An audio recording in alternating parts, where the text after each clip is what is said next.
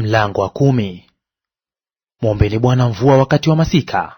Naam, Bwana afanyaye umeme, naye atawapa manyunyu ya mvua. Kila mtu atapewa nyasi kondeni.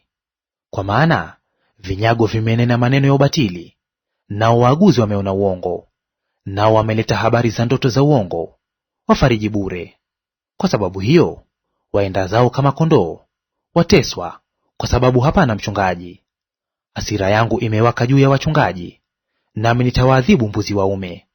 Kwa maana Bwana wa majeshi ameliangalia kundi lake, yaani nyumba ya Yuda, naye atawafanya kuwa kama farasi wake mzuri vitani. Kwake yeye litatoka lile jiwe la pembeni, kwake yeye utatoka msumari, kwake yeye utatoka upinde wa vita, kwake yeye atatoka kila mtawala pamoja. Nao watakuwa kama mashujaa wakanyagao adui zao katika matope ya njia vitani. Nao watapiga vita, kwa sababu Bwana yu pamoja nao. Na hao wapandao farasi watafadhaishwa. Nami nitaitia nguvu nyumba ya Yuda, nami nitaiokoa nyumba ya Yusufu, nami nitawarudisha, kwa maana nawaonea rehema.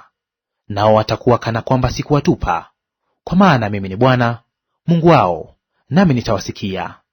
Na watu wa Efraimu watakuwa kama mashujaa, na moyo wao utafurahi kana kwamba ni kwa divai. Naam, watoto wao wataona mambo haya na kufurahi. Mioyo yao itamfurahia Bwana.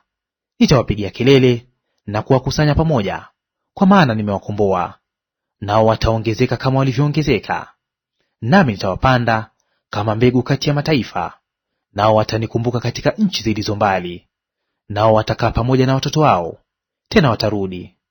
Tena nitawarudisha toka nchi ya Misri. Nitawakusanya na kuwatoa katika Ashuru.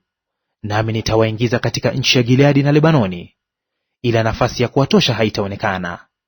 Naye atapita kati ya bahari ya mateso, na kuyapiga mawimbi ya bahari, na vilindi vyote vya mto wa Naili vitakauka. Na kiburi cha Ashuru kitashushwa, na fimbo ya enzi ya Misri itatoweka. Nami nitawatia nguvu katika Bwana, nao watatembea huko na huko katika jina lake, asema Bwana.